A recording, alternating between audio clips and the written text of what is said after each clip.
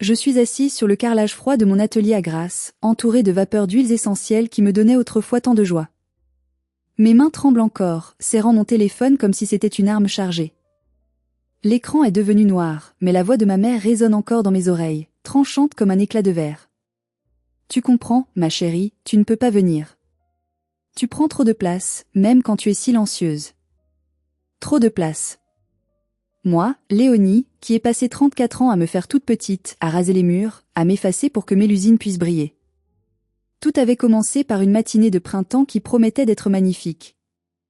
La lumière dorée de la Provence inondait mon laboratoire, faisant scintiller les flacons d'ambre et de cristal alignés sur mes étagères. Je suis née, créatrice de parfums. C'est un métier de l'ombre, un métier de patience et de précision, qui me ressemble. Depuis 6 mois, je travaillais sur une création unique, une fragrance sur mesure pour le mariage de ma sœur cadette, Mélusine. Elle voulait quelque chose de royal, d'inoubliable pour sa cérémonie à 200 000 € dans un château de la Loire. J'avais distillé la fleur d'oranger la plus pure, mélangée à une touche de jasmin de nuit et un fond de bois de cèdre pour donner de la prestance. C'était mon cadeau, mon hommage, ma façon de lui dire que malgré nos différences, je l'aimais. J'étais en train d'apposer l'étiquette calligraphiée à la main sur le flacon principal quand le téléphone a sonné. C'était Armelle, ma mère. « Bonjour maman », ai-je répondu avec le sourire, essuyant mes mains sur mon tablier. Je viens juste de finir le parfum de Mélusine. C'est divin, elle va adorer. Il y a eu un silence à l'autre bout du fil. Un silence lourd, pesant, le genre de silence qui précède une catastrophe. Léonie, nous devons parler, a dit ma mère. Sa voix avait ce ton professionnel qu'elle adopte quand elle veut gérer une crise, ou plutôt, quand elle veut imposer sa volonté sans réplique. Qu'est-ce qui se passe? Il y a un problème avec le traiteur? Demandai-je, inquiète. Non, ce n'est pas le traiteur. C'est à propos de la liste des invités. Mélusine et moi avons revu le plan de table hier soir. C'est un véritable casse-tête, tu sais. Le château de Chalain est magnifique, mais l'espace dans la salle de bal est optimisé. Mon cœur a raté un battement. Je connaissais ce château. Il pouvait accueillir 300 personnes. Mélusine avait invité 250 convives.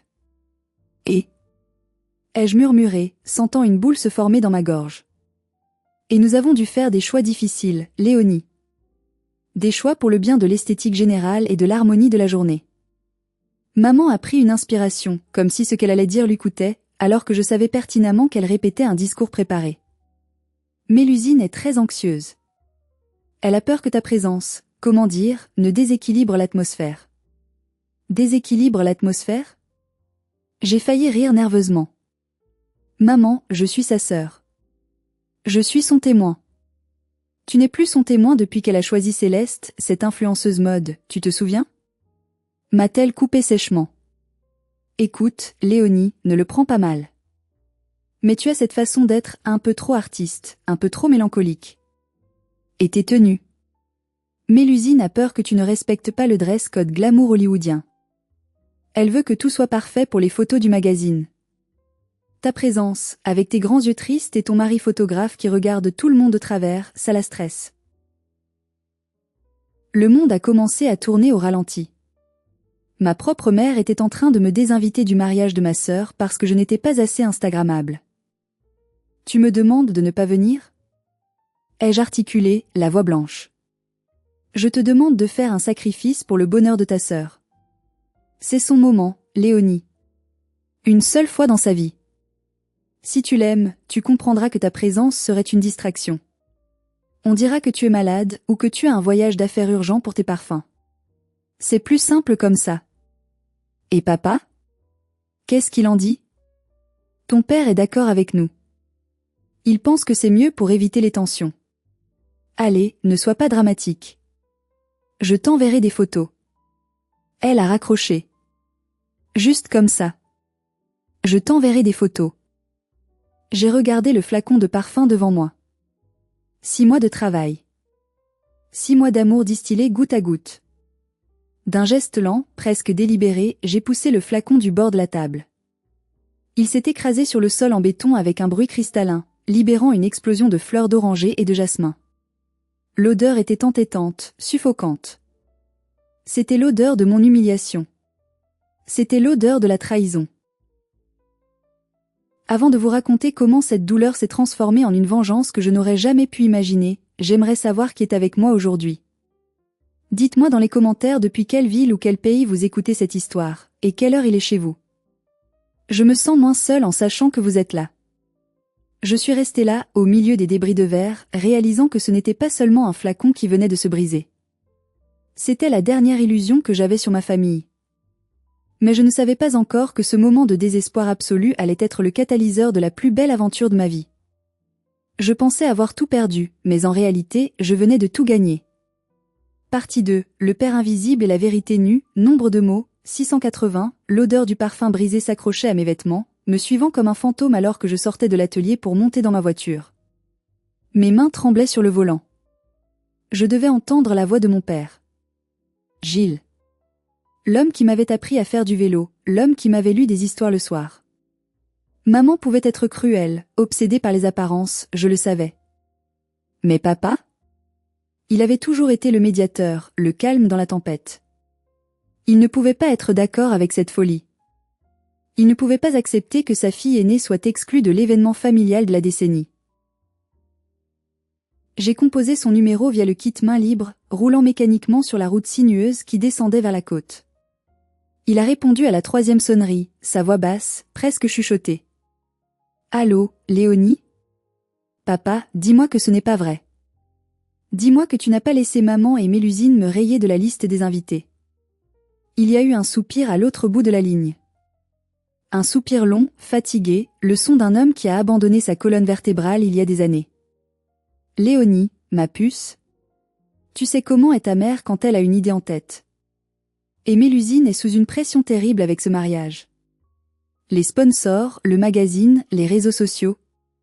Elle est au bord de la crise de nerfs. Et moi ? Ai-je crié, ma voix se brisant. Je suis quoi, moi ? Un dommage collatéral ? Papa, je suis ta fille. Tu vas marier ta cadette et tu acceptes que ton aîné ne soit même pas dans la salle ?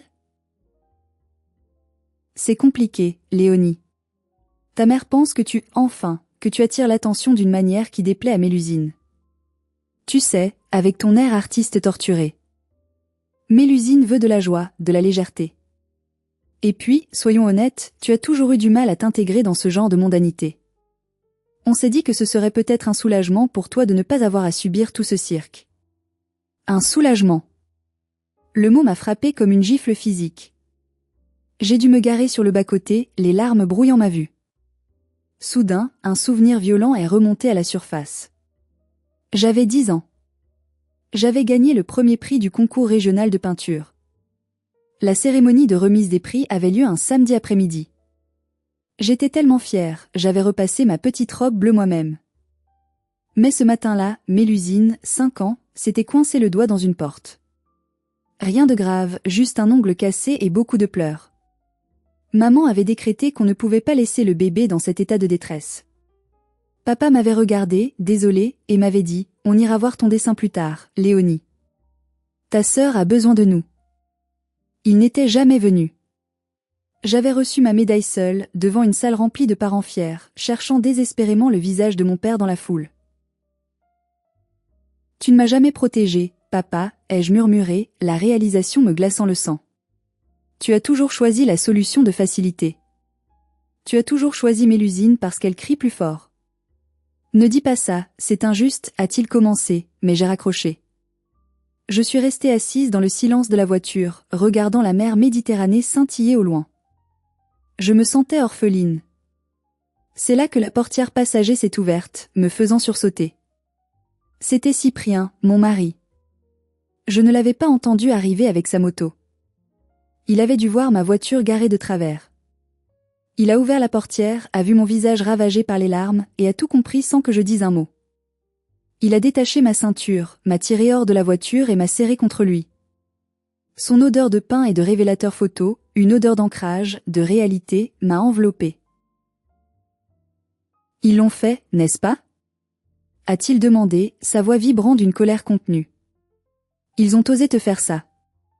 J'ai hoché la tête contre son torse, incapable de parler. Ça suffit, Léonie, a-t-il dit fermement, en me prenant le visage entre ses mains. Ça a suffi. Tu as passé ta vie à t'excuser d'exister pour ne pas faire d'ombre à leur princesse. Mais regarde-toi. Tu es brillante, tu es talentueuse, tu es aimée. Ils ne te méritent pas. Et je ne les laisserai plus jamais te faire pleurer. Il avait raison. Mais la douleur était encore trop vive. Je ne savais pas encore comment me relever. Je ne savais pas que Cyprien avait déjà une idée folle qui allait changer notre destin. Je suis sûre que beaucoup d'entre vous ont déjà ressenti cette injustice brûlante, ce favoritisme flagrant au sein de la famille. Si vous étiez à ma place, à ce moment précis, qu'auriez-vous fait? Auriez-vous essayé de négocier, de supplier, ou auriez-vous coupé les ponts immédiatement? Dites-le moi dans les commentaires. Votre avis m'intéresse énormément. Le week-end qui a suivi l'appel fatidique, Cyprien n'a pas voulu que je reste enfermée à la maison à ruminer. Il a jeté 2 sacs dans le coffre de notre vieille Peugeot et m'a dit « On part. On va là où le réseau ne passe pas, là où leur toxicité ne peut pas nous atteindre. » Nous avons roulé vers le sud, direction Cassis.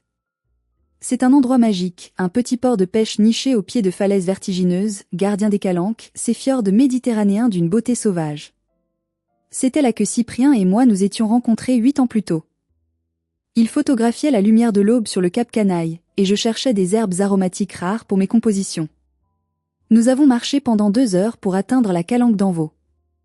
Le chemin était escarpé, rocailleux, brûlé par le soleil et balayé par le Mistral. L'effort physique me faisait du bien.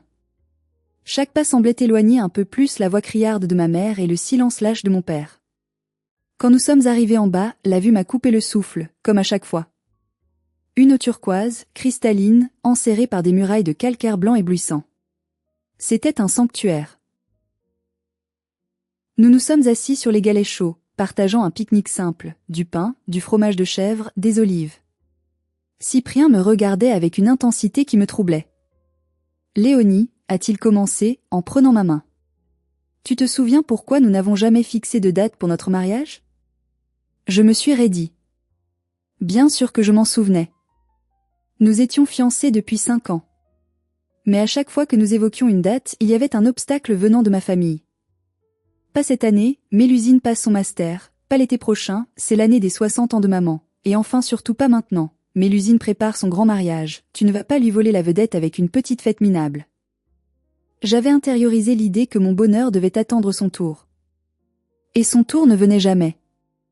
Parce qu'on attendait le bon moment, ai-je menti faiblement. Non, a corrigé Cyprien doucement. Parce que tu attendais leur permission. Tu attendais qu'ils te disent « C'est bon Léonie, tu as le droit d'être heureuse maintenant. » Mais ils ne le diront jamais. Jamais. Il a plongé sa main dans sa poche et en a sorti non pas une bague, je portais déjà la mienne, mais un petit coquillage qu'il venait de ramasser. Regarde autour de toi, Léonie. C'est ça, la vraie beauté. Pas un château loué 50 000 € le week-end, pas des fleurs en plastique et des sourires forcés. C'est ça. Le vent, la pierre, la mer. La vérité. Il s'est tourné vers moi, ses yeux brillants d'une détermination farouche. Marions-nous ici. Maintenant. Enfin, pas exactement maintenant, mais dans 3 semaines. Juste avant le cirque de ta sœur. Quoi? Mais c'est impossible. Ai-je balbutié. On n'a rien préparé, on n'a pas de budget. Mélusine dépense 200 000 €, comment on peut? On s'en fiche de Mélusine. A coupé Cyprien, et c'était la première fois qu'il haussait le ton. On s'en fiche de l'argent. On a besoin de quoi? D'un maire compréhensif, je connais celui du village voisin. De tes amis, les vrais. De ma famille. Et de ce décor. Ça nous coûtera quoi? 5 000 € maximum pour une belle fête, du bon vin et de la nourriture incroyable. J'ai regardé la falaise immense qui nous surplombait. Elle était là depuis des millénaires, indifférente aux drames humains, majestueuse, solide. C'était exactement ce que je voulais que mon amour soit. Solide. Authentique. Mais maman va me tuer si je me marie avant Mélusine, ai-je chuchoté, la vieille peur refaisant surface. Maman t'a déjà tué, Léonie. Elle t'a renié en te désinvitant. Tu es libre. Tu ne leur dois plus rien. C'est ta vie. Reprends-la. Les larmes ont coulé de nouveau, mais cette fois, c'étaient des larmes de soulagement. Un poids immense, un poids que je portais depuis l'enfance, venait de tomber de mes épaules. D'accord, ai-je dit, et ma voix s'est affermie. D'accord. On le fait. Ici, dans les calanques. Cyprien m'a embrassé, et j'ai senti le goût du sel sur nos lèvres. Ce n'était plus le goût des larmes, c'était le goût de la liberté. Nous avions 3 semaines pour organiser l'impossible. Mais pour la première fois, je ne le faisais pas pour plaire à quelqu'un d'autre. Je le faisais pour nous. Mais je ne savais pas encore que notre petit secret n'allait pas le rester longtemps, et que la fureur de ma mère allait bientôt s'abattre sur nous comme une tempête méditerranéenne. De retour à la maison, l'énergie avait changé. La tristesse qui imprégnait les murs avait laissé place à une frénésie joyeuse et créative. Nous étions comme 2 conspirateurs préparant le casse du siècle, sauf que notre butin était notre propre bonheur. Je me suis plongée dans ce que je savais faire de mieux, créer une atmosphère. Pour mon mariage, je ne voulais pas de la pompe artificielle que Mélusine étalait sur ses réseaux sociaux. Elle inondait Instagram de photos de ses essayages chez Dior, se plaignant que la dentelle de Chantilly à 500 € le mètre la grattait, ou hurlant contre son wedding plané parce que la teinte des serviettes était coquille d'œuf et non écrue impériale. Son mariage était une production, un spectacle destiné à éblouir des gens qu'elle aimait à peine. Le mien serait une ode à la nature. J'ai baptisé le thème le souffle du vent et du sel. J'ai sorti la vieille machine à coudre de ma grand-mère maternelle, la seule personne qui m'avait aimé inconditionnellement et qui m'avait légué sa maison avant de partir. J'ai retrouvé dans une malle sa robe de mariée en soie des années 50. Le tissu était jauni, mais d'une qualité exceptionnelle. Avec précaution, j'ai commencé à la démonter, à la remanier. Je voulais une robe fluide, simple, qui danserait avec le Mistral, pas une armure de satin. Chaque point de couture était une conversation silencieuse avec ma grand-mère, une façon de tisser son amour dans ma nouvelle vie. Pendant ce temps, Cyprien gérait la logistique avec une efficacité redoutable. Il a appelé nos amis les plus proches. Pas des relations d'affaires, pas des cousins éloignés qu'on voit une fois tous les 10 ans. Non, juste notre tribu. Il y avait Julien, le menuisier qui allait nous fabriquer une arche en bois flotté. Il y avait Sarah, chef dans un petit bistrot local, qui a promis de nous préparer un festin de produits locaux, tapenade, anchoyade, poissons grillés pêchés le matin même. Il y avait tante Jocelyne. Jocelyne était la sœur aînée de mon père, la brebis galeuse de la famille parce qu'elle avait refusé un mariage riche pour devenir céramiste dans le Luberon. Quand je l'ai appelée, sa voix rocailleuse a éclaté de rire. Enfin! Ma petite Léonie se réveille. Bien sûr que je viens. Et je ne viens pas les mains vides. Je suis en train de cuire un service complet pour ton banquet. Des assiettes en grès brut émaillées bleu nuit. Ce sera mon cadeau. Et pour ton père et ta mère, qu'ils aillent au diable. Nous n'avions que 20 invités. 20 personnes qui nous connaissaient par cœur, qui connaissaient nos failles et nos rêves. Le budget total s'élevait à peine à 4 800 €. C'était dérisoire comparé aux 200 000 € de Mélusine, mais chaque euro dépensé avait un sens. Pourtant, une ombre planait. Je suivais, malgré moi, les préparatifs de Mélusine sur les réseaux. Chaque poste était une piqûre. J15. Mes demoiselles d'honneur sont des incapables, heureusement que maman est là pour tout gérer. J14. Le château est sublime, dommage qu'on ne puisse pas virer les touristes du village, ils font tâche. Sa vanité était sans limite. Elle construisait un château de cartes dorées, obsédée par l'image, vide de substance. De mon côté, je créais mon bouquet. Pas de roses importées de l'Équateur. Je suis allé cueillir du romarin sauvage, de la lavande tardive, quelques branches d'olivier et des immortelles jaunes qui poussent dans le sable. Mon bouquet sentait la garrigue, il sentait la vie résistante et tenace. Tu es sûr de ne rien vouloir leur dire ? M'a demandé Cyprien un soir, alors que nous plions les serviettes en lin lavé. Sûr, ai-je répondu. S'ils le savent, ils essaieront de tout gâcher. Maman ne supportera pas que je fasse quelque chose avant sa précieuse Mélusine. Ce sera notre secret jusqu'au jour J. Mais les secrets, dans une famille aussi dysfonctionnelle que la mienne, sont comme l'eau, ils finissent toujours par trouver une fissure pour s'infiltrer. Et la fissure, malheureusement, portait un nom, Cousine Magali. Cousine Magali a toujours été ce qu'on appelle un satellite de ma mère et de Mélusine. Moins riche, moins jolie, elle compensait son manque d'éclat par une loyauté servile envers les puissants de la famille, espérant ramasser quelques miettes de leur gloire. Elle avait toujours été jalouse de moi, non pas pour ce que j'avais, mais pour ce que j'étais, indépendante. L'erreur fatale est venue de tante Jocelyne. Jocelyne, dans son enthousiasme débordant, n'avait pas pensé à bloquer Magali sur ses statuts WhatsApp.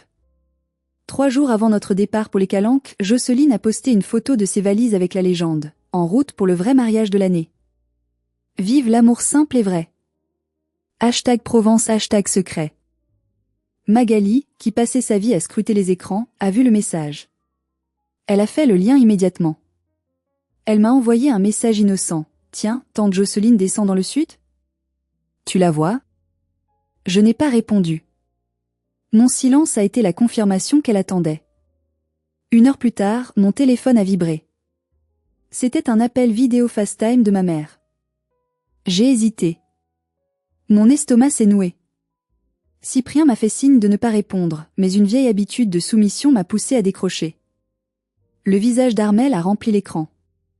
Elle était rouge de colère, les veines de son cou saillantes sous son collier de perles. « Tu te moques de moi ?» a-t-elle hurlé sans préambule. Magali vient de me dire que tu organises une cérémonie. 2 semaines avant le mariage de ta sœur. Bonjour maman, ai-je dit calmement, essayant de contrôler les tremblements de mes mains. Oui, Cyprien et moi allons nous marier. En tout petit comité. Rien à voir avec « tais-toi ». M'a-t-elle coupé. Tu es d'un égoïsme monstrueux. Tu sais très bien ce que tu fais. Tu essaies de saboter Mélusine. Tu veux détourner l'attention. Tu veux que les gens parlent de toi. Oh, la pauvre Léonie qui se marie dans son coin. Tu joues la victime pour nous faire passer pour des monstres. Vous m'avez désinvité, maman. Ai-je répliqué, ma voix montant d'un cran. Vous m'avez jeté comme une vieille chaussette. J'ai le droit de continuer ma vie. Tu n'as aucun droit de faire ça maintenant. C'est l'année de Mélusine. L'année. Tu aurais pu attendre 6 mois. Mais non, il faut toujours que tu fasses ton intéressante avec tes idées bohèmes ridicules. Et Jocelyne qui te soutient, cette vieille folle. Vous êtes pathétique. À côté d'elle, j'ai vu apparaître le visage de Mélusine. Elle ne pleurait pas, elle avait les yeux plissés de haine. Tu es jalouse, Léonie, a craché ma sœur. Tu es jalouse parce que je vais avoir un mariage de princesse et que toi tu vas finir avec un pique-nique sur des cailloux. Mais sache une chose, personne ne s'intéressera à ton petit mariage minable. Personne. C'est ce qu'on verra, a dit Cyprien en entrant dans le champ de la caméra. Il a posé une main protectrice sur mon épaule. Au moins, notre mariage sera basé sur l'amour, pas sur le nombre de likes. Toi, le raté, ferme-la. A crié ma mère. Écoute-moi bien, Léonie. Si tu maintiens cette mascarade, si tu oses poster une seule photo avant le mariage de Mélusine, tu vas le regretter amèrement. L'écran s'est éteint. La connexion a été coupée. Je suis restée figée, le cœur battant à tout rompre. Elles étaient terrifiées. Elles n'étaient pas tristes, elles n'étaient pas déçues, elles étaient terrifiées à l'idée que je puisse exister en dehors de leur contrôle. Elles ont peur, a dit Cyprien doucement. Elles savent que ce qu'on fait est réel, et que ce qu'elles font est faux. C'est pour ça qu'elles attaquent. La guerre était déclarée. Et je n'avais plus l'intention de hisser le drapeau blanc. Le lendemain matin, l'attaque psychologique est passée à la vitesse supérieure. Mon père m'a envoyé un email. Pas un appel, un email. Le titre était « Dispositions testamentaires et fêtes de fin d'année ». J'ai ouvert le message, le cœur lourd. C'était un texte froid, juridique, probablement dicté par ma mère mot pour mot. Léonie, compte tenu de ton attitude de défiance et de ton manque de respect flagrant envers ta sœur et ta mère, nous sommes contraints de revoir nos arrangements futurs. Si tu procèdes à cette cérémonie avant celle de Mélusine, considère que tu seras exclu de la succession de la Maison de Lyon. De plus, ta présence ne sera pas souhaitée à Noël cette année. Nous ne pouvons pas tolérer une telle trahison au sein de la famille. Choisis bien. Le chantage affectif et financier ultime. Il pensait me tenir. Ils pensaient que la petite Léonie, qui avait toujours cherché leur approbation, qui avait toujours eu peur d'être abandonnée, allait ramper pour s'excuser. Ils pensaient que la menace de l'héritage et l'exclusion de la seule fête familiale que j'aimais encore allait me briser. J'ai relu le mail 3 fois. Puis, j'ai fermé les yeux. J'ai fait ce que je fais toujours dans mon laboratoire quand je suis submergée par trop d'odeurs contradictoires, j'ai respiré. J'ai inspiré profondément, imaginant l'odeur du citron frais, qui nettoie, qui purifie. J'ai expiré l'odeur rance de leur manipulation. J'ai pensé à la maison de Lyon. C'était une belle maison, oui. Mais elle était remplie de souvenirs froids, de silences gênés, de critiques constantes. Était-ce vraiment une perte? Et Noël? Noël consistait à regarder Mélusine ouvrir des montagnes de cadeaux pendant que je recevais des ustensiles de cuisine pratiques. Soudain, une clarté absolue m'a envahi. Ce n'était pas une punition. C'était une libération. Il me donnait la clé de ma propre cage. J'ai appelé Cyprien. Il menace de me déshériter et de m'interdire de Noël. Il m'a regardé, attendant ma réaction. Et tu sais quoi? Ai-je continué, un sourire tremblant apparaissant sur mes lèvres. C'est le plus beau cadeau de mariage qu'il pouvait me faire. Je me suis assise devant mon ordinateur et j'ai répondu. Pas de justification. Pas de colère. Juste la vérité. Cher papa et maman, j'ai bien reçu votre message. Je comprends votre position. Si le prix à payer pour vivre ma vie selon mes propres termes est votre héritage et votre table de Noël, alors je l'accepte. Je ne vis plus pour votre approbation. Je vis pour mon bonheur. Je vous souhaite un beau mariage avec Mélusine. Adieu. J'ai appuyé sur envoyer. À cet instant précis, j'ai senti quelque chose se briser en moi. Mais ce n'était pas mon cœur. C'était la chaîne invisible qui me liait à eux depuis 34 ans. Je me suis levée de ma chaise et j'ai eu l'impression de peser 10 kilos de moins. C'est fait? A demandé Cyprien. C'est fait. Je suis orpheline, mais je suis libre. Nous avons chargé les dernières affaires dans la voiture. Ma robe de mariée, retravaillée et simple, était soigneusement pliée dans une housse en coton. Les alliances étaient dans la poche de Cyprien.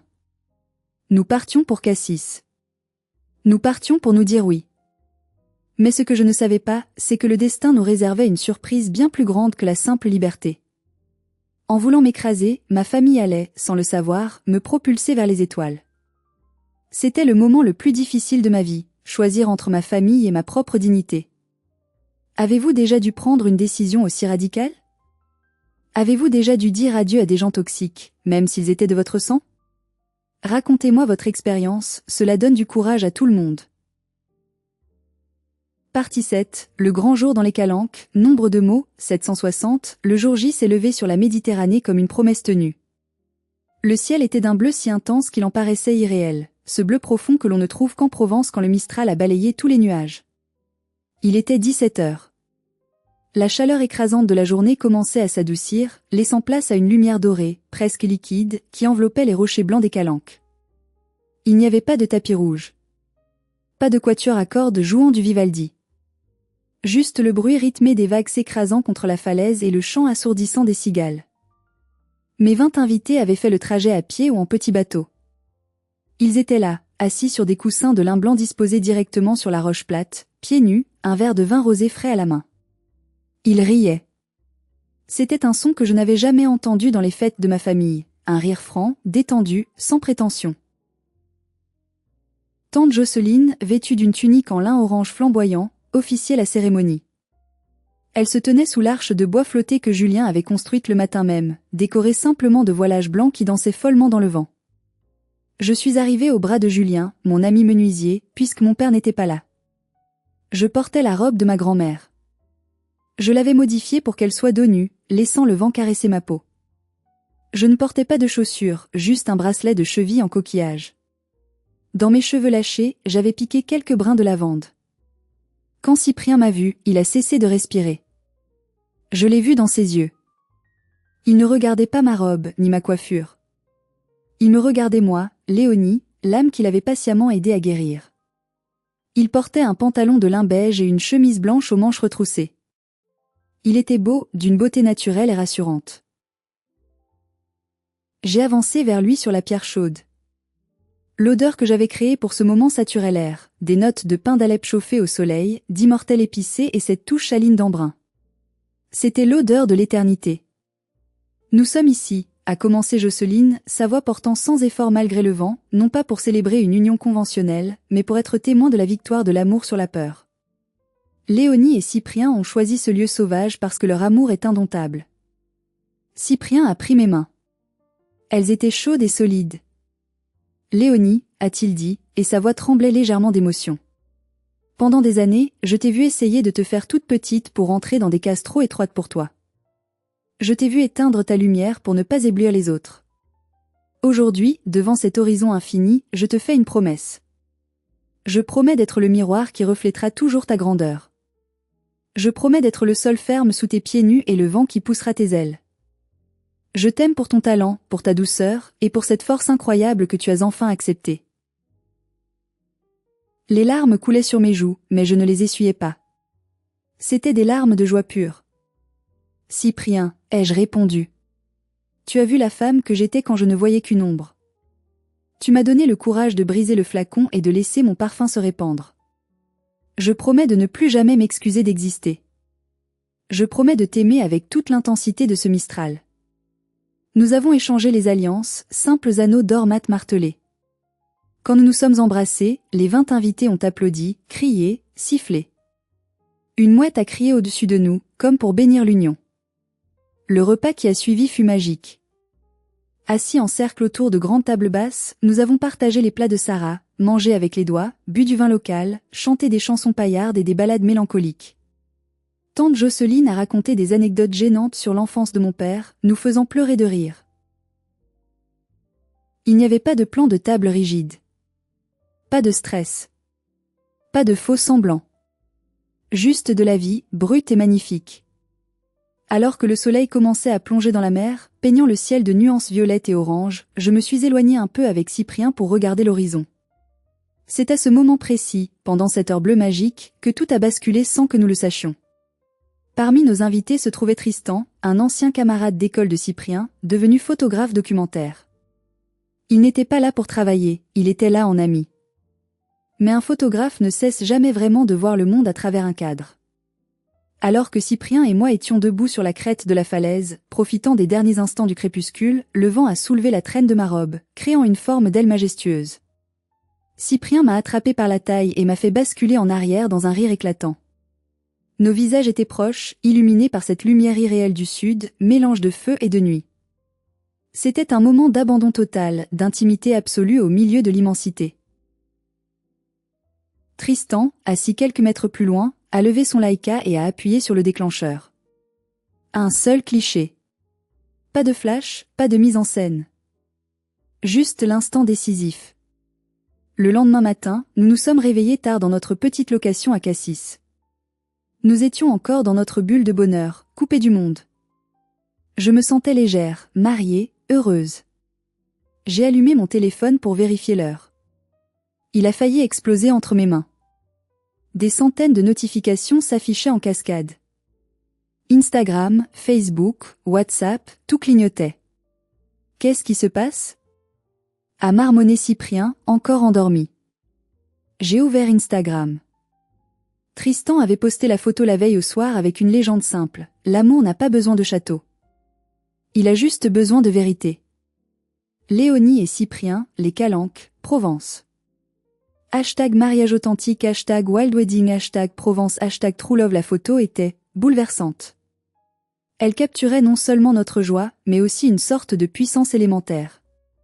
Le contraste entre la robe de soie vintage et la roche brute, la tendresse de nos regards et la sauvagerie du paysage. C'était de l'art. Mais ce n'était pas tout. Un célèbre compte de slow living suivi par 2 millions de personnes avait reposté l'image. Puis un magazine de mariage alternatif. Et ce matin, c'était le compte officiel du tourisme en Provence. Les commentaires affluaient par milliers. C'est la plus belle photo de mariage que j'ai jamais vue.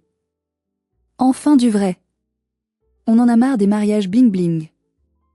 Regardez cette robe. C'est qui la créatrice ? On sent l'amour à travers l'écran, ça change des influenceuses plastiques.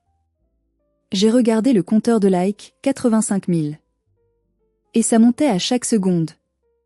Cyprien, regarde ça, ai-je chuchoté. Il a regardé l'écran, les yeux écarquillés. Putain. Tristan a fait fort. Soudain, mon téléphone a sonné. Un numéro inconnu. J'ai décroché, hésitante. Bonjour, c'est la rédaction du magazine Mariage et Art de Vivre. Nous avons vu votre photo virale. C'est absolument sublime. Nous préparons un dossier sur le retour à l'authenticité. Nous voudrions faire une interview et acheter les droits de la photo pour notre couverture du mois prochain. J'ai regardé Cyprien. Il souriait. Ce n'était pas une vengeance calculée. C'était mieux. C'était le triomphe involontaire de notre vérité sur leur mensonge. Pendant que le monde entier s'émerveillait devant notre mariage à 5 000 €, à 400 km de là, dans un château de la Loire, Mélusine devait être en train de hurler sur ses demoiselles d'honneur, ignorant encore que la tempête médiatique allait bientôt s'abattre sur son événement de l'année. 2 semaines plus tard, le jour du mariage de Mélusine est arrivé. Nous n'étions pas là, bien sûr, bannis et rayés de la carte. Mais grâce à tante Jocelyne qui avait décidé d'y aller en espionne infiltrée pour nous faire un rapport détaillé et aux réseaux sociaux, nous avons eu une place au premier rang pour assister au désastre. Le thème de Mélusine était royauté moderne. Mais la météo, elle, avait décidé de jouer la carte canicule historique.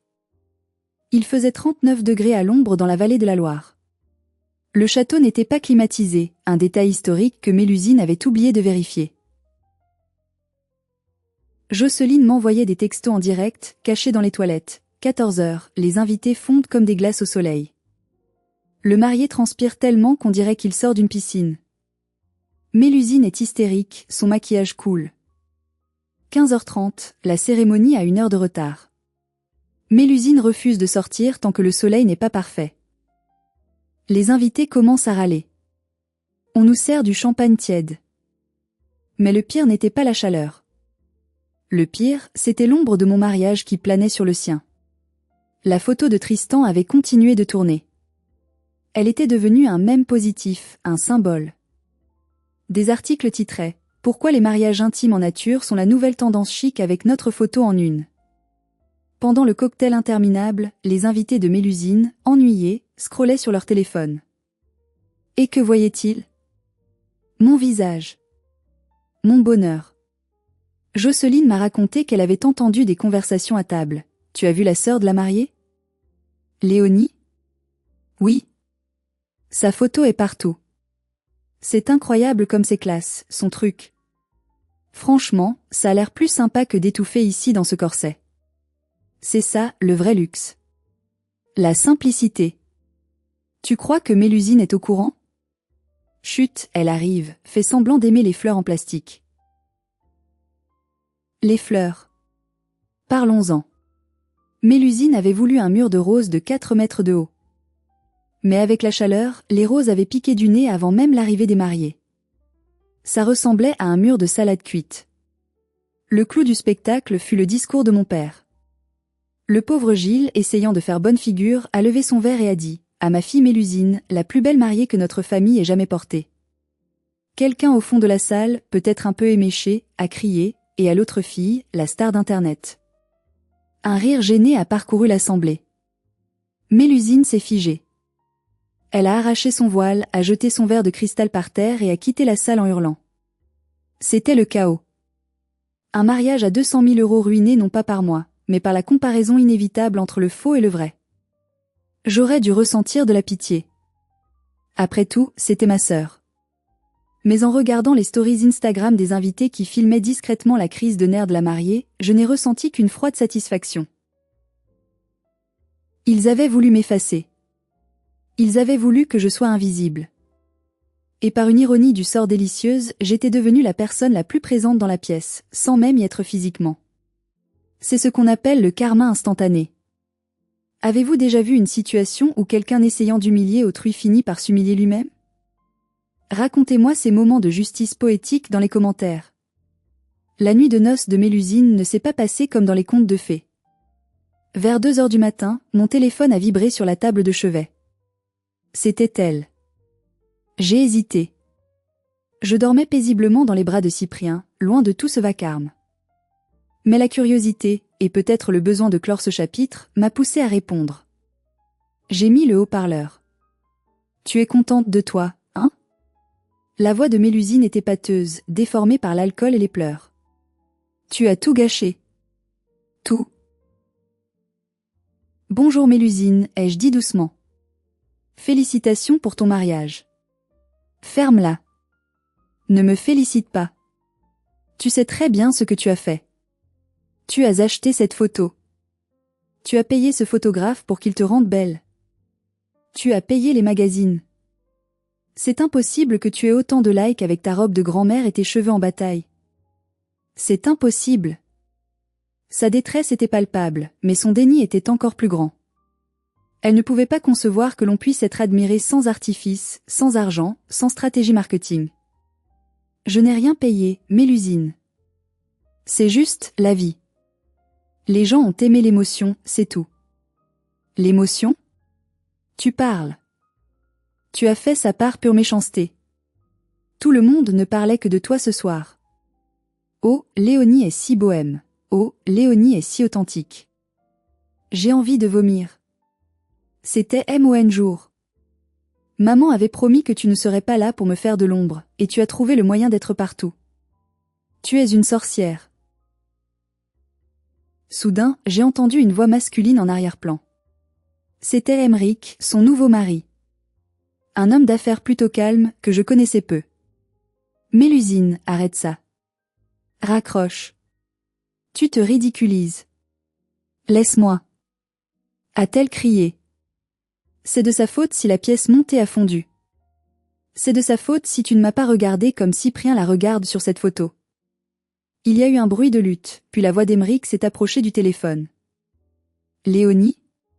C'est Emeric. Je suis désolée. Elle a beaucoup bu. Ce n'est pas grave, Emeric. Bon courage.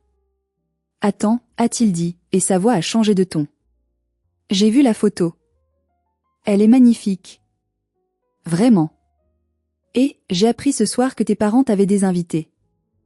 Je ne savais pas. On m'avait dit que tu étais en voyage d'affaires. C'est une longue histoire, Emeric. Je vois. Je commence à comprendre beaucoup de choses sur cette famille ce soir. Désolée pour tout ça. Sois heureuse. Il a raccroché. J'ai regardé Cyprien dans la pénombre. Son mari vient de réaliser où il a mis les pieds, a dit Cyprien. C'était le début de la fin pour Mélusine. En voulant contrôler son image à tout prix, elle avait révélé sa vraie nature à la seule personne qui comptait vraiment, son époux. Son ego démesuré venait de fissurer son mariage quelques heures seulement après les vœux. Le lendemain, Mélusine a désactivé son compte Instagram. La honte était trop forte. La princesse avait perdu sa couronne, non pas parce que je l'avais volée, mais parce qu'elle était faite de carton-pâte et qu'elle avait fondu sous la lumière de la vérité. Le silence radio a duré 3 jours. 3 jours de paix bénie. Puis, comme je m'y attendais, la stratégie de ma mère a changé. L'agression frontale n'ayant pas fonctionné, elle est passée à la manipulation mielleuse. Mon téléphone a bipé. Un message d'Armel. Pas d'excuses, pas de remords. Juste de l'opportunisme pur. Ma chérie. Je viens de voir que le magazine Vogue a partagé ta photo. C'est incroyable. Je suis si fière de toi. Tu as toujours eu ce petit côté artistique que tu tiens de moi, bien sûr. Dis, j'ai vu que tu donnes des interviews. N'oublie pas de mentionner que ton goût pour les fleurs vient des jardins de notre maison de famille à Lyon. Et ce serait gentil de taguer le compte Instagram de Mélusine dans tes prochains posts. La pauvre chérie est un peu déprimée après son mariage, la chaleur a été terrible, ça l'aiderait à remonter la pente si tu lui envoyais un peu de ton trafic. Après tout, c'est grâce à nous si tu as eu cette idée de mariage en Provence, non? On forme une équipe. J'ai relu le message, incrédule. Grâce à nous. Elle osait s'attribuer le mérite de mon mariage parce qu'elle m'en avait donné l'idée en m'excluant du sien? L'acrobatie mentale était digne d'une médaille olympique. Elle voulait que je partage mon trafic. Elle voulait transformer mon humiliation passée en profit actuel pour sa fille préférée. J'ai commencé à taper une réponse pleine de colère, voulant lui rappeler ses insultes, le chantage à l'héritage, la cruauté. Puis je me suis arrêtée. Cyprien m'a pris le téléphone des mains. Ne leur donne pas ta colère, Léonie. Ta colère, c'est encore de l'énergie. C'est encore un lien. Donne-leur ce qu'ils craignent le plus, le silence. Et des limites infranchissables. Il avait raison. J'ai effacé mon brouillon. J'ai écrit une réponse courte, définitive. Maman, il n'y aura pas de tag. Il n'y aura pas de mention. J'ai bien retenu ta leçon, je ne veux pas faire d'ombre à Mélusine. Je reste donc dans ma lumière et elle dans la sienne. Ne me contactez plus pour des demandes de ce genre. Je suis occupée à vivre ma vie. Léonie. Ensuite, j'ai appuyé sur bloquer le contact. Pour Armel. Pour Gilles. Pour Mélusine. Et pour la cousine Magali. 1 heure plus tard, tante Jocelyne m'a appelée, morte de rire. Tu as déclenché l'apocalypse, ma grande. Armel est en train de dire à tout le monde que tu es une ingrate qui a oublié d'où elle vient dès qu'elle a eu un peu de succès. Mais tu sais quoi? Personne ne l'écoute. Les cousins, les oncles, ils ont vu les photos. Ils ont vu la différence. Ils commencent à comprendre que la méchante de l'histoire, ce n'est pas toi. Tu as brisé le charme, Léonie. Le règne de terreur d'Armel vacille. J'ai ressenti une paix immense. Je n'avais pas cherché à les détruire. J'avais juste cherché à me construire. Si leur château s'écroulait parce que j'avais retiré la pierre angulaire qu'était ma soumission, alors c'était leur problème, pas le mien. J'étais enfin libre. Pas seulement physiquement, mais mentalement. Je n'attendais plus leur validation. Leur approbation ne valait rien, car elle était conditionnelle et toxique. La seule validation qui comptait était celle que je me donnais à moi-même, chaque matin, en me regardant dans le miroir.